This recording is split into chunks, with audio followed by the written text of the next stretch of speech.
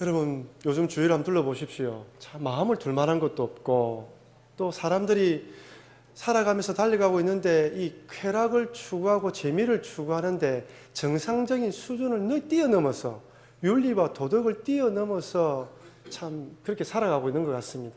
그렇게 살아가면서 만족을 누리면 괜찮은데, 그러면서도 허탈해하고 허망해하며 힘들어하고 살아가는 걸 발견할 수가 있어요.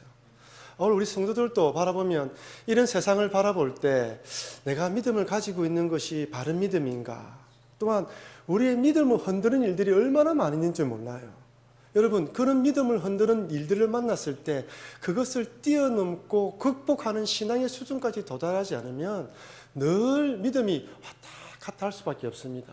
그래서 말씀이 내 안에서 역사하고, 그 말씀에 따라서 기도하고, 그 말씀이 주는 은혜와 감동을 깊이 느끼게 해달라고 많이 기도하면서 말씀을 읽어야 됩니다. 말씀을 입안에 넣고 꼼지락 거리면서 깊이 묵상하시면서 그 말씀의 단물을 쫙 빨아들이면서 그 말씀이 내 뼛속까지 다 들어가서 내 삶의 육화가 되도록 그 수준까지 도달해야지만 참 다가오는 여러 가지 시험과 어려움과 낭망 속에서도 흔들리지 않고 이겨낼 수 있는 것입니다. 여러분, 결코 쉽지가 않습니다. 저도 쉽지가 않고 여러분도 쉽지가 않습니다. 하지만 그 목표를 향해 달려가는 것이 우리의 성도의 삶입니다. 그래서 여러분, 오늘 수요예배 오셔서도 이렇게 기도하면서 또 말씀 듣고 기도하면서 힘을 얻고 또 한 3일 동안 살아가시면서 또 주일날을 기대하고 계속 나아가시는 여러분과 제가 되기를 바랍니다. 오늘은 특별히 6절 말씀을 가지고 착한 일을 시작하신 하나님에 대해서 오늘 은혜를 나누려고 합니다. 여러분, 한국에는 우기가 여름이죠. 여름에 비가 많이 오고 또 날씨가 덥기 때문에 습도가 높아지면서 불쾌지수가 올라갑니다. 그죠? 땀이 많이 나기 때문에 옆에 사람하고 부딪혀도 짜증이 많이 나잖아요. 근데 제가 살았던 뉴질랜드는 우기가 겨울철입니다. 한국이 제일 더운 8월 달에 뉴질랜드는 제일 추운 8월 달이 됩니다. 그러니까 희한하게 한국이 제일 더우면 제일 더운 날이 뉴질랜드도 제일 추운 날이 되더라고요. 계절이 참 이상하더라고요. 겨울에 우기기 때문에 5월 달부터 비가 슬슬 오기 시작하면서 6, 7일 되면 본격적으로 비가 오는데, 지금은 날씨 기후가 변화가 있어서 좀 덜하지만 이전에는 진짜 5월 달, 6월 달에도 한 달 내내 비가 온 적이 있었다고 합니다. 6일 빼놓고. 그러니 추운 겨울날 비가 오고, 때로는 집중호우가 쏟아지면 지붕을 때리는 빗소리 때문에 잠을 자지 못할 정도였습니다. 그리고 집 구조상 우리 한국처럼 단열이 잘 되어 있어서 집안에 온도를 피워놓으면, 불을 피워놓으면 따뜻해서 견딜 수 있는 것이 아니라 다 나무집이고 단열이 잘 되어 있지 않기 때문에 집 안에 있는 것이 오히려 추울 때도 있어요. 비는 오죠. 춥죠. 습기는 많죠. 그러니 사람이 우울해집니다. 이야기를 들어보니까 어떤 분들 가운데는 기쁜 마음으로 이민을 왔는데 뉴질랜드 첫 해 겨울을 지내다가 비가 너무 많이 와서 우울증에 걸릴 것 같아서 다시 한국으로 돌아갔다라고 이야기하는 걸 들었습니다. 한국 사회에서도 언젠가부터 우울증이 심각한 사회 문제로 대두되고 있죠. 건강보험심사 평가원의 자료에 의하면 2004년부터 1년에 1만 8천 명의 우울증 환자가 증가하고 있답니다. 우울증의 원인에 대해서는 많은 요인이 있겠지만 대부분 이 치열한 경쟁 사회 가운데 살아남기 위해서 오는 스트레스, 아니면 사고나 사건들을 겪으면서 오는 트라우마, 이것을 극복하지 못하기 때문에 우울증이 찾아오는 것이죠. 특히 요즘 같은 이런 시국을 접하게 되면 이 분노와 화가 치밀어 오르면서 사회 전체적으로 사람들이 우울해집니다. 그렇다면 과연 우리 그리스도인들에게도 우울증이 찾아올까요? 예, 찾아옵니다. 이거는 신앙이 좋고 나쁘고를 떠나서 그 어떤 사고나 사건, 아니면 사랑하는 가족을 먼저 잃었을 경우, 제가 아는 목사님은 2년 동안 목회를 못할 정도로 우울증에 빠진 분도 계시더라고요. 그래서 한번 찾아오는 이 우울증을 극복하지 못해서 힘들어하는 것은 참 이걸 그리스도인이나 세상 사람들이나 마찬가지인 것 같더라고요. 물론 신앙의 차이도 있겠지만요. 근데 우리 그리스도인에게는 이런 우울증뿐만 아니라 영적인 우울증도 찾아와요. 이 영적인 우울증이 뭐냐면 말씀대로 살아가고 싶은데 말씀대로 살지 못해서 나는 왜 이럴까? 나는 좀 왜 이럴까? 이런 영적인 우울증이에요. 마치 감기처럼 내 신앙이 좋을 때는 상관없는데 좀 낙심되어지면 이 영적인 우울증이 찾아와서 마치 감기에 걸리는 것처럼 몸에 힘이 쫙 빠지기도 합니다. 어떻게든 말씀으로 살아보려고 노력하지만 이 육신의 연약함과 유혹으로 넘어지기 때문에 이 영적인 우울증이 있죠. 성경은 분명 우리 그리스도인들에게 온전한 사람, 장성한 분량까지 도달하는 그런 믿음의 사람이 되라고 요구하지 않습니까? 에베소서 4장 13절입니다. 우리가 다 하나님의 아들을 믿는 것과 아는 일에 하나가 되어 온전한 사람을 이루어 그리스도의 장성한 분량이 충만한 데까지 이르느니. 그죠? 골로새서 1장 28절입니다. 우리가 그를 전파하여 각 사람을 권하고 모든 지혜로 각 사람을 가르치면 각 사람을 그리스도 안에서 완전한 자로 세우려 한다는 거예요. 완전한 자, 장성한 분량까지 도달하는 자.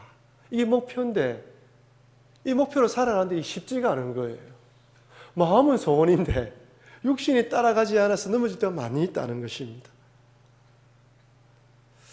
과연 우리 평범한 우리들이 예수님께서 십자가를 지시기까지 하나님 말씀에 순종했던 그 순종의 수준까지 도달할 수 있을까?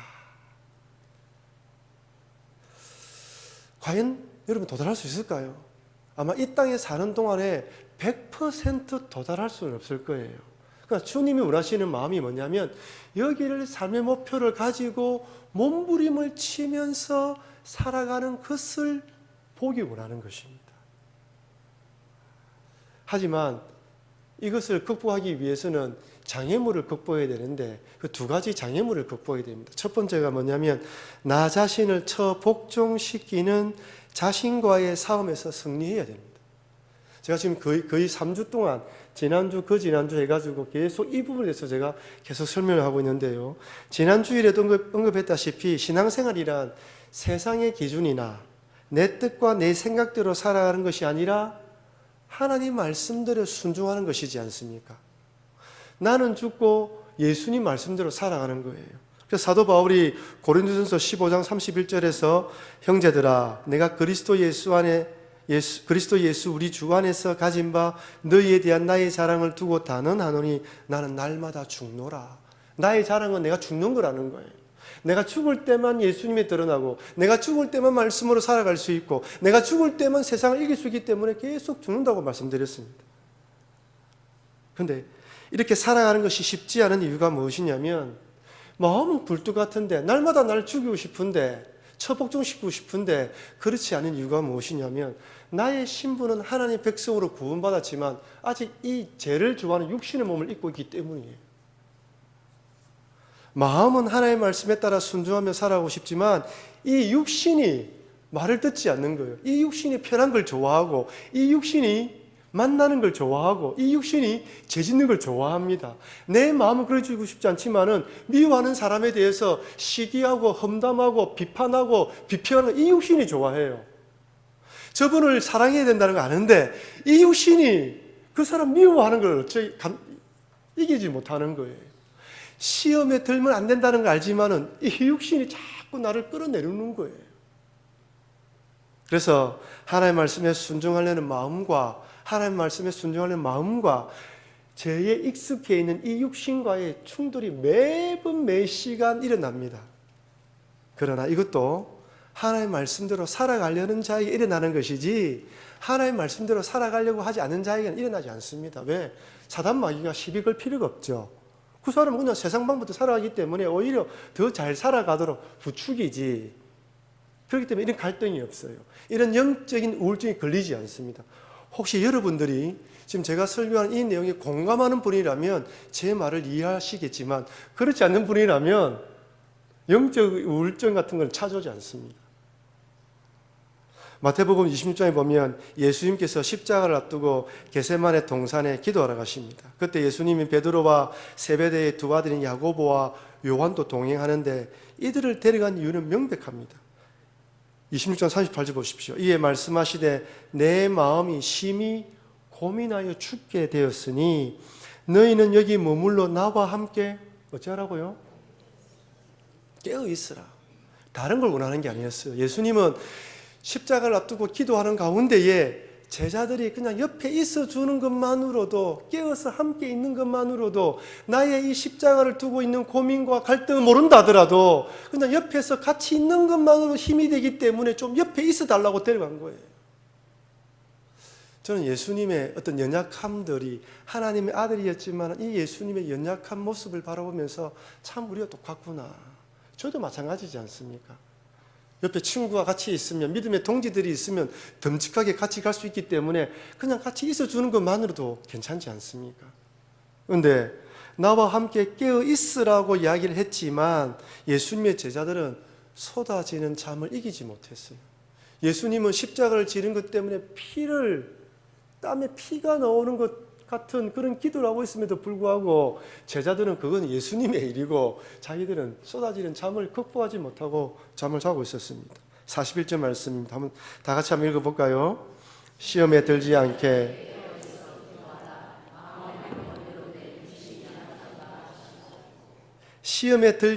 깨어 있으라. 기도하라. 마음에는 원이로되 육신이 약하도다. 제가 이 헬라어 원문을 찾아보니까요, 마음이라고 번역된 헬라어는 퓨누마인데 영혼을 뜻하기도 하고 성령을 뜻하기도 합니다. 근데 여기서는 영을 뜻하는 것 같아요. 그리고 육신의 헬라어는 사르크스인데 이 말은 무슨 말이냐면, 이 육신의 말이 뭐냐면 제약된 자연인의 본성이에요. 쉽게 말하면 죄악을 좋아하는 본성을 의미합니다. 다시 말씀드리면 죄짓기를 좋아하며 제 안에 살고 싶어하는 그 본성을 의미하는 것이거든요. 그러니 41절 말씀을 원문에 가깝게 해석해 보면 하나님의 영인 성령님께서 원하시지만 죄를 좋아하는 본성이 성령의 뜻에 따르지 못하게 한다, 이 말이에요. 성령님께서는 계속 하나님의 뜻을 주시가지고 하길 원하시지만 내 죄를 좋아하는 본성이 자꾸 거스르게 만든다는 말이에요. 그래서 마음은 원인데 육신이 연약하다는 말이 여기서는 이런 의미가 있다는 것입니다. 그러니 육신에 져서 하나님의 뜻에 따라 살지 못하는 우리 자신을 볼 때마다 늘 죄송스럽고 미안한 것입니다. 첫 번째는 이런 내 자신과의 싸움에서 치열한 싸움이 있기 때문에, 이 싸움에서 지기 때문에 우리가 이런 영적 우울증이 빠지기도 하고 믿음에 제대로 성장하지 못하고 나아갈 때가 많다는 것입니다. 두 번째는 뭐냐면 잘 알고 있는 대로 온전한 자, 완전한 자로 세워지기 쉽지 않은 이유가 뭐냐면 사단 마귀들이 우는 사자처럼 두루다니고 있기 때문입니다. 베드로전서 5장 8절입니다. 한번 읽어볼까요? 근신하라, 깨어라. 너희 대적 마귀가 우는 사자같이 두루다니며 삼킬 자를 찾나니. 분명 사단 마귀는 예수님께서 십자가에 돌아가시고 부활 승천하실 때 그들의 주력 부대는 완전히 파괴되었습니다. 완전히 끼어졌어요. 폐잔병처럼 되었습니다. 그럼에도 불구하고 여전히 사단 마귀의 세력은 막강하다는 거예요. 마지막 때까지 어떻게 해서든지 하나님 백성을 넘어뜨리려고 온갖 방법을 다 동원합니다. 근데 5장 8절 말씀을 보면 먹이를 어떤 덫을 두고 먹이가 오기까지 기다리는 것이 아니라 적극적으로 찾아다니고 있는 사단 마귀의 모습을 표현하고 있어요. 마치 굶주린 사자가 먹이를 찾기 위해서 적극적으로 돌아다니는 것처럼 말입니다. 여러분, 어릴 때 동물의 왕국 보면 사자들이 초식 동물 무리를 공격할 때 중앙에 있는 짐승을 잡아먹지 않지 않습니까? 쫓아다니면서 동물들이 도망갈 때 뒤처지는 거, 무리에서 떨어져 나오는 것을 잡아먹습니다. 사단 마귀도 똑같습니다. 무리 안에 있거나 그 다음에 믿음 안에 있을 때는 가만 내버려 두지만 시험에 빠지고 낭망에 빠지고 유혹에 넘어가고, 그래서 믿음에 빠져넣으려고 하는 것들을 자꾸 잡아먹는 것이 사단 마귀입니다. 저는 요즘 우리 대한민국을 바라볼 때 사단이 즐겨 사용하는 무기가 무엇일까 생각해 보니까 두 가지를 생각해 봤습니다. 하나는 불안입니다. 불안. 집을 가진 자나 집을 가지지 않는 자도 불안합니다. 직장에 다니고 있는 자나 직장을 들어가지 못하고 취업 준비생이나 같이 불안하고 있더라고요. 남들이 보기엔 저주는 됐다고 생각하는 사람도 불안하고 없는 사람도 불안하고 모두가 불안해요. 이전보다 분명히 좋아졌는데도 불구하고 마음 둘 곳을 알지 못하고 모두가 불안합니다. 그래서 현실만 바라보게 만들어요.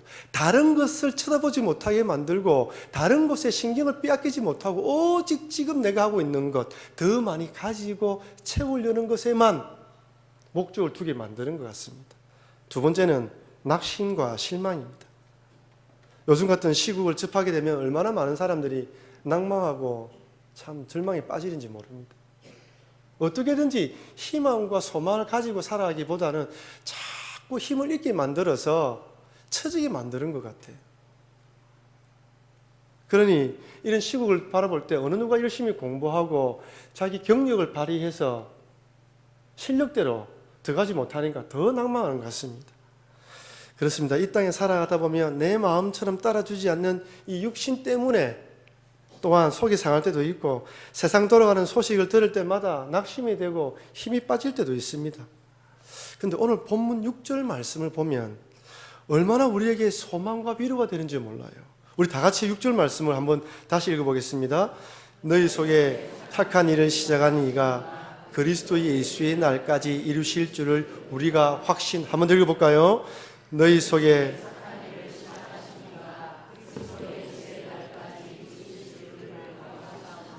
착한 일을 시작하신 그 하나님께서 그리스도 예수의 날까지 이루어 주신다고 이야기를 하고 있습니다. 이 말씀은 믿음의 길을 걷고 있는 그리스도인에게 하나님께서 처음부터 끝까지 함께 하시면서 지켜주신다는 약속의 말씀이에요. 혼자서 육신의 연약함을 처복종시키고 사단 마귀와 싸우도록 내버려 두시는 것이 아니라 하나님이 처음부터 그 싸움에 동참하시고 그 일에 동참하셔서 함께 하신다는 말씀입니다. 그러니 여러분 신앙생활을 하다가 이런저런 일로 낙심이 찾아오며 영적으로 우울해질 때마다 오늘 6절 말씀을 기억하시면서 하나님께서 함께 하신다, 끝까지 책임져 주신다는 믿음으로 힘을 얻으시고 나아가시는 여러분과 제가 되길 바랍니다. 여러분 한번 따라 합시다. 하나님께서 내 인생의 길에 언제나 함께 동행하신다. 여러분 결코 잊지 마십시오. 우리가 믿음이 없어서 하나님 보지 못하는 것이지 하나님이 우리가 동행하지 않는 것은 아닙니다. 저는 6절 말씀을 통하여 세 가지 기중한 영적인 깨달음을 나누려고 합니다. 첫 번째는 나의 구원은 하나님으로부터 시작되었다는 거예요. 6절 3방절에 너희 속에 착한 일을 시작하는 이라고 되어 있습니다. 이분이 누구입니까? 우리 하나님입니다. 하나님께서 우리를 창세전에 선택하셨고 예수님을 믿을 수 있도록 작정하셨고 우리 인생에 찾아오셔서 예수님에 대한 지식을 깨닫게 만들어 주셨고 예수님이 누구인지 알게 만들어 주셨기 때문에 우리가 예수님을 믿게 된 것입니다. 그 아무리 똑똑하고 대단한 사람도 이 하나님의 놀라운 계획과 지혜를 자신의 머리로 이해하지 못해요. 성령님을 보내주셔서 깨달을 수 있는 지혜를 주셨기 때문에 우리가 예수님을 믿게 되었고 오늘 이 자리에 앉아 있는 것입니다. 제 동기 목사님 중에 이 한 분이 저희 같이 공부했던 목사님 중에 대학교에서 철학과를 공부를 했습니다. 보통 목회를 하시는 분들 가운데 저는 일반 대학을 들어가서 그 다음에 신학대학원을 가기도 하는데 이분은 대학교 학부 출신도 신학교를 가고 또 대학원도 신학대학원을 갈까 고민하다가 철학을 공부했다 생각하고 대학교를 철학과로 들어갔습니다. 그 학교에 기숙사에서 같이 생활했는데 기숙사에 생활하다 보니까 그 같이 공부한 학생들 가운데 예수 믿지 않는 친구들이 많이 있었다고 합니다. 한나는 기숙사에서 그 친구들과 이야기를 나누다가 진지하게 복음에 대해서 예수님의 참 구원자라고 복음을 전했다고 이야기합니다. 그럼 여러분 이 철학과 학생들이 얼마나 말을 잘합니까? 왜 선악과를 만들었느냐, 어떻게 인간이 동정녀에서 탄생할 수 있느냐부터 시작해서 세상 사람들이 말하는 모든 난제들 다 이야기하면 조목조목 따지더라. 여러분, 그런 이야기들이 논리적으로 설명이 됩니까? 안 됩니다. 안 믿으려고 생각하는 사람이 안 믿으려고 작정하고 하는 이야기 해봤자 논쟁거리만 되거든요. 이 친구가 더 이상 이야기하다가는 논쟁이 되겠다 싶어서 중간에 그만뒀답니다. 어색한 분위기가 흘러서 그 친구들은 밖에 나가고 자기 혼자 기숙사에 남게 되었는데 마음 한 구석 속에 이렇게 복음이 안 전해지나. 주님, 제가 목사가 될 건데 이렇게 복음이 안 전해져서 어떻게 목사가 되겠습니까? 라는 이런 낭만이 딱 찾아오더라는 거예요. 그런 마음에 딱 앉아 있는데 그 순간 그 마음 속에 어떤 마음이 드냐면, 저렇게 믿어지지 않는 복음이 왜 나는 믿어지지? 천지를 창조했다는 것이 믿어지지 않는데 저 친구들은 나는 어떻게 해서 하나님이 천지를 창조하셨고 예수님이 동정녀 탄생했다는 사실이 의심없이 믿어지지? 라는 깨달음이면서 그렇구나. 하나님께서 믿게 해주시고 하나님께서 은혜를 주셔야지만 구원을 받고 주님 몸된 자리에 오게 되는구나 라는 깨달음이 오면서 그 구원 때문에 눈물을 펑펑 쏟았다고 이야기하더군요. 여러분, 예수님이 하나님의 아들로 믿어짐이 바로 은혜입니다. 예수께서 나를 위하여 십자가에 돌아가셨다는 사실이 깨달아지는 것이 복이신 걸 믿으시기 바랍니다. 이렇게 믿어지도록 하신 하나님께서 6절에서는 믿음의 시작이 우리에게 있는 것이 아니라 내가 너희들에게 주었다고 이야기를 하는 거예요. 여러분, 우리가 이 자리에 앉아 있는 것이 우리 힘으로 앉아 있는 것이 아닙니다. 우리는 내가 버스를 타고 차를 타고 이 자리에 앉아 있다고 생각하지만 하나님께서 허락하시지 않으면 이 자리에 올 수 없는 거예요. 시작도 하나님이 하셨다는 거예요. 두 번째로, 이렇게 착한 일을 시작하신 하나님께서 우리의 생명이 끝날 때까지 함께 동행해 주신다고 말씀하십니다. 우리말로 착한이라고 번역된 헬라의 원뜻은 아가도스인데, 이 말은 인물이나 사물의 자질이나 조건을 묘사할 때 탁월하다, 우수하다는 뜻이에요. 이 착한이라는 말이 탁월하다, 우수하다는 말이고, 그 다음에 일이라고 번역된 헬라어 이 말은 어떤 사업, 직업, 소행, 행위를 말하는 거예요. 그러니 이 6절 말씀을 또다시 한번 해석을 해보면 착한 일이란 무엇이냐면 탁월하고 우수한 자질을 가지신 하나님께서 행하시는 일, 즉 구원사역을 말하는 거예요. 왜 하나님 앞에 우수하고 탁월하다는 이것을 붙이냐면 이 구원사역에는 실수가 없다는 거예요. 하나님이 여러분을 구원하시고 선택하신 것에는 실수가 없다는 것입니다. 처음부터 끝까지 실패하거나 실수가 없으시고 행정착오의 실수로 구원받지 못할 사람을 구원한 것이 아닙니다. 또한 한 번 구원받은 사람을 중간에 포기하거나 잡았던 손을 놓지 않는다는 거예요. 주님을 붙들고 주님을 바라보고 주님 안에 살아가려고 하는 사람에 대해서는 하나님께서는 어떻게 하시든지 잡아서 붙들어 주시고 함께 동행해 가신다는 것입니다. 여러분, 그 아무리 국보급 도자기를 만드는 장인일지라도 그가 만드는 도자기들이 다 100개면 100개 다 국보급입니까? 아니지 않습니까? 그 중에 한 개, 1000개 중에 한 개, 10,000개 중에 한 개, 그 중에 한 개 좋은 걸 만들기 위해서 나머지는 다 깨버리지 않습니까? 아무리 장인이랄지라도 자기가 만드는 모든 것들이 걸작품이진 않습니다. 그러나 하나님께서는 우수하고 탁월하기 때문에 우리 구원받은 모든 분들이 다 하나님 입장에서는 실수가 없고 완벽한 것이, 완벽한 명품 도자기와 같다고 이야기하시는 것입니다. 한치 실수가 없다는 거예요. 근데 이렇게 중요한 게 뭐냐면 하나님의 구원사역이 단순히 죄에서 우리를 구원하여 끝, 이게 아닙니다. 죄에서 구원했다 끝이 아니라 죄에서 구원해서 더 완벽한 작품, 완벽한 걸작품으로 만들어가고 있다는 거예요. 여러분, 단순히 예수님이 우리를 위해서 십자가에 돌아가시는데 그래서 구원해서 끝났다 이러면 죽여서 바로 천국에 데려가면 되죠. 왜 이 땅에 생명을 보존하게 만들었겠습니까? 그 이유는 구원받은 하나님의 백성으로 선택되었으니 이제는 더 하나님을 위한 글작품으로 만들어가는 일에 동력하고 동참하여서 인격이 변화되어지고 성품이 변화되어지고 삶이 변화되어져서 온 백성에서 칭송을 받아서 많은 사람들을 구원하는 사람으로 만들어가라고 우리를 붙여주신 것입니다. 아멘입니까? 중간에 너무 소홀히 해요. 요즘같이 재미를 추구하고 자기의 유익을 추구하고 효율성을 추구하는 세상 가운데에 하나님을 위해서 내 자신을 절제하고 인내하고 오래 참으라는 말씀을 듣기를 싫어합니다. 하고 싶은 대로 하고 살아가고 좋은 대로 하고 싶은 대로 다 살아가기 때문에 인내하라, 참아라, 하나님을 향하여 바라보아라 이런 말씀을 듣기가 싫어해요. 그러나 하나님은 우리가 예수를 믿고 난 뒤에 예수 믿은 그 은혜를 가지고 점점점 더 예수를 향하여 닮아가는 사람으로 만들어 가라고 지금 우리를 붙들고 변화시키고 있는 것입니다. 이것이 하나님의 최종 목표예요. 그래서 때로는 장인이 도자기를 만들고 난 뒤에 도자기를 굽기 위해서 불가마에 넣지 않습니까? 그래서 우리에게도 우리 인생에 이런 불가마 같은 연단과 시련이 찾아옵니다.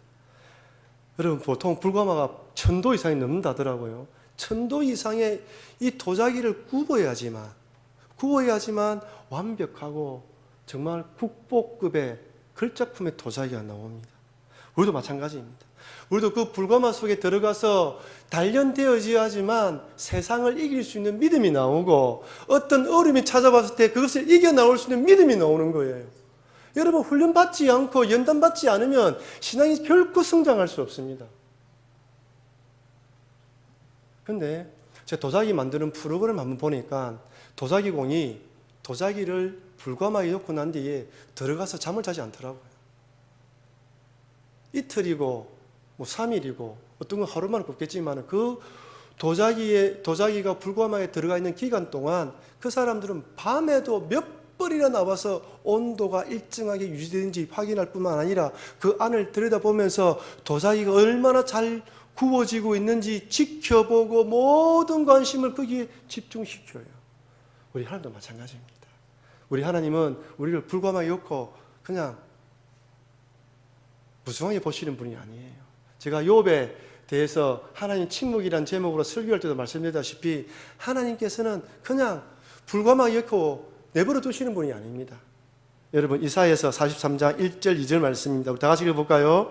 야곱아, 너를 창조하신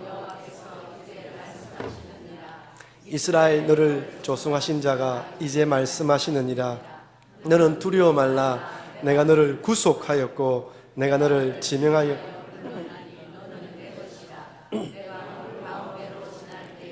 내가 함께 할 것이라. 강을 건널 때에 물이 너를 침몰치 못할 것이라. 내가 불 가운데 행할 때에 타지도 아니할 것이요 불꽃이 너를 사르지도 못하리라. 아멘. 이 말씀에 보면 중간에 보세요. 너는 내 것이라. 내가 물 가운데 지날 때에 내가 함께 할 것이라.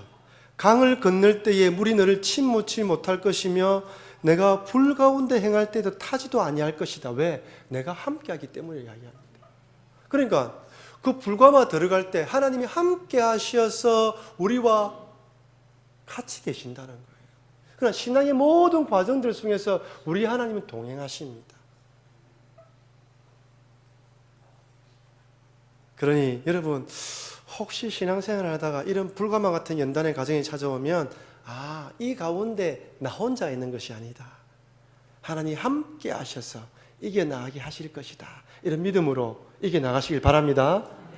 이처럼 고난의 불가마가 완벽한 하나님의 작품으로 만들어가는 과정 중에 하나라면 또한 하나님은 희락과 기쁨을 주셔요. 한 손에는 연단의 과정, 한 손에는 기쁨을 주십니다.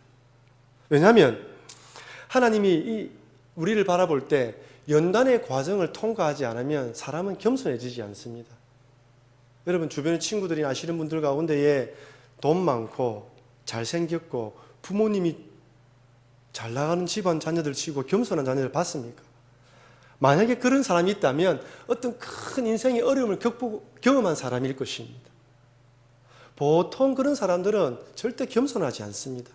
인생에 살아오면서 엄청난 고난을 딱 겪고 나면 그 다음부터 야, 세상에 불가능한 일이 없다는 것이 아니라 정말 불가능한 일이 많구나. 나는 아무것도 아니구나라고 겸손해지게 되어 있어요. 근데 문제는 뭐냐면 이렇게 연단을 통하여 사람을 자꾸 낮게 만들어주면 자존감이 낮아진다는 거예요. 너무 자존감이 낮아져요. 나는 아무것도 할 수 없는가 봐. 광야에서 40년 동안 양치기 했던 모세를 한번 보십시오. 40년 동안 양치기 하면서 겸손할 대로 겸손해지는데 너무 겸손해져가지고 하나님이 너를 이스라엘 지도자로 삼아서 구원하겠다라고 이야기하니까 자기는 자질이 없다고 몇 번이나 거절하지 않습니까? 17세 나이로 노예를 팔려간 요셉도 보십시오. 요셉이 13년 동안 감옥과 노예 생활을 했다면 13년 동안 감옥과 노예에 있었다면 이 노예 의식과 이 감옥에 있었던 그런 의식들이 깔려 있어가지고 총리가 된다 하더라도 하루아침에 총리로서 위험을 발휘할 수가 없어요. 그래서 하나님께서는 이 요셉을 높여드리기 위해서 창세기 41장 41절 43절 보십시오. 바로가 또 요셉에게 이르되 내가 너를 애굽 온 땅의 총리가 되게 하노라 하고 자기의 인장 반지를 빼어 요셉의 손에 끼우고 그의 세마포 옷을 입히고 금사슬을 목에 걸고 자기의 있는 버금수레에 그를 태우매 무리가 그의 앞에서 소리 지르기를 엎드리라 하더라. 요셉을 높이기 위해서 총리가 반지와 수레에 태워서 지나가게 할 때 모든 사람이 절을 하게 만들면서 요셉의 자존감을 높여주십니다. 그러니까 하나님은 우리를 훈련시킬 때 한 손에는 연단의 과정, 한 손에는 칭찬과 격려와 성공과 축복이라는 것을 통해서 이 두 가지를 동시에 사용하십니다. 그러니 여러분, 이 두 가지 가운데 연단의 과정이 올 때는 겸손하게 기도하고 그 다음에 잘되고 성공할 때는 하나님께 감사함으로 찬양하며 달려가야 되는 것입니다. 마지막 세 번째로 시작도 중간도 하나님께서 하시지만 마지막까지 완전한 구원으로 인도하신다는 것입니다. 여러분, 우리의 마지막이 언제입니까? 내 코에 호흡이 끝나는 때입니까? 물론 맞습니다. 그러나 하나님의 구원 계획은 내 코에 호흡이 끝나는 순간이 아니라 언제라고요? 예수님이 재림하는 날입니다. 예수님이 재림하는 날 우리의 몸이 부활하여 부활체의 몸을 입고 예수님과 함께 올라가는 것이 예수님의 최종 구원의 목표예요. 그날이 오기 전까지 죽은 성도는 육신은 다 썩어 없어지지만은 그 영은 지금 낙원에서 하나님과 안식을 누리고 있는 중입니다. 더 놀라운 것은 성도는 죽어서 흙으로 사라지만 그들의 삶은 영원히 기억된다는 것입니다. 여러분 한번 보십시오. 모세는 이미 요셉도 아브라함도 이미 오래전에 죽어서 한 줌의 흙으로 사라졌습니다. 하지만 하나님 말씀 안에서 다시 살아납니다. 위대한 지도자 모세도 믿음의 사람 요셉도 이미 오래전에 육신의 생명이 끝이 났지만 지금도 매 설교 시간마다 여러분이 성경을 읽을 때마다 그 성경 속에서 뚜벅뚜벅 걸어 나오지 않습니까? 살아나온 사람처럼 이 사람이 과거의 사람이 아니라 지금 현재 우리와 같이 생활하는 사람처럼 뚜벅뚜벅 걸어 나와서 함께 살아가는 것 같아요. 예수님 오시기까지 계속해서 믿음 안에서 말씀 안에서 살아나는 것입니다. 이것은 우리도 마찬가지입니다. 예수님이 오시기 전까지 우리의 생명이 먼저 끝날 수 있습니다. 그러나 여러분의 생명이 끝난다 하더라도 여러분이 부산북교에서 어떤 신앙의 삶을 살았냐는 것은 여러분의 자녀, 그 다음에 여러분을 아는 사람을 통해서 매번 계속해서 회자될 것입니다. 주님 오실 때까지. 그래서 육신의 삶은 끝이 나지만 나의 삶은 영원히 계속되는 것입니다. 여기에 우리가 시험에 빠지지 않고 지속적으로 주님을 바라보며 믿음으로 달려가야 하는 이유 여기에 있습니다. 저는 재건교회 출신입니다. 여기 북교회 옆에 지금은 교회 이름을 바꿨지만 재건서명교회에서 제가 어릴 때 중학교 때 교회를 출석했습니다. 그때 저희 불신 가정에서 나오는 아이들을 참 잘했던 분이 한 장로님이 계셨어요. 그 장로님은 불신 가정에 나오는 아이들을 얼마나 잘 챙겨주시고 밥 먹을 때도 먼저 이렇게 떠주시고도 그러셨어요. 참 좋은 분이었어요. 2001년도 제가 뉴질랜드 유학을 가고 다시 돌아오니까 그분이 신천지에 빠졌다더라고요. 그 좋으신 분인데